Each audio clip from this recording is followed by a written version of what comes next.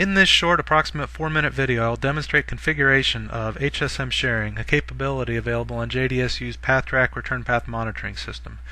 HSM sharing allows up to 8 HCU200s to share a single HSM 1000. This enables the field view capability in conjunction with DSAM and SDA field meters. The way this works is one HCU200 will be designated as the master. It will have a physical serial cable connection to the HSM 1000 that is to be shared.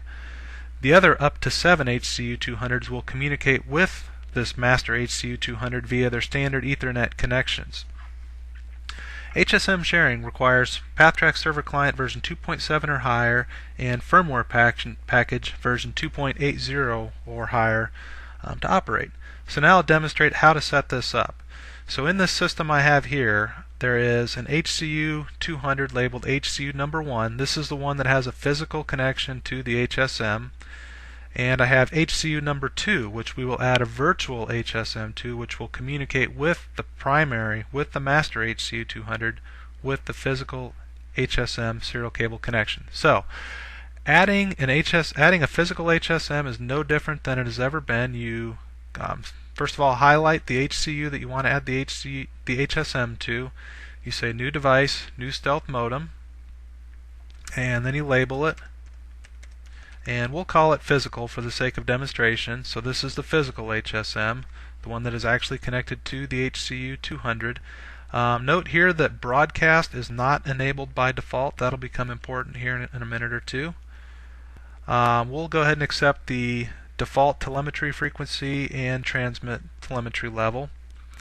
And that's it. We have now added an HSM to our master HCU200. And note here that the icon is grayed out. That's because the broadcast is not enabled on this HSM.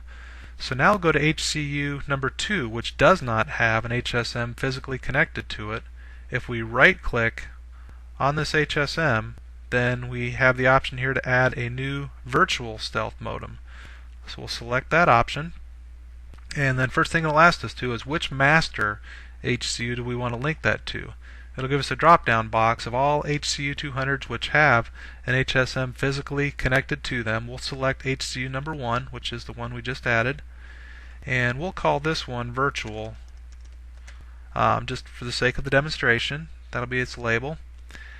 And we click next, don't add any notes, and we have now completed that process. So now you see an HSM here with a different looking label with a virtual big V on it, saying that yes, this HCU does have HSM capability, but it is through a virtual HSM, meaning that it is communicating via Ethernet with another HCU somewhere, which is handling the HSM capabilities. Now note, remember we did not have broadcast enabled on our physical HSM. A common step is to forget to enable that once you have everything set up in your HFC properly and have your downstream combining in place to support it. But if you were to forget and you went through, you right clicked on a node that was supported by the virtual HSM and you tried to add it to broadcast, you would get this error message. So remember, if you ever see this error message, chances are you forgot to enable the broadcast of the physical HSM.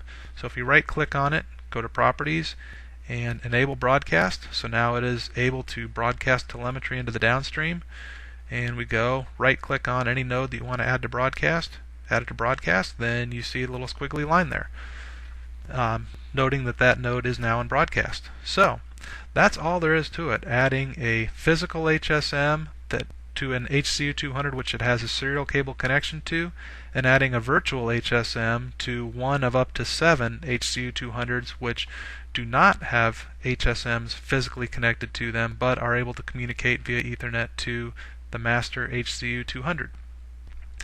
Also important to note that obviously this virtual HSM cannot operate without this physical HSM in place. So if I were to delete this physical HSM, PathTrak knows that, and it will automatically go through and delete all virtual HSMs that are linked to that. So again, that's all there is to it. That is how to enable HSM sharing on a PathTrak server client 2.7 or higher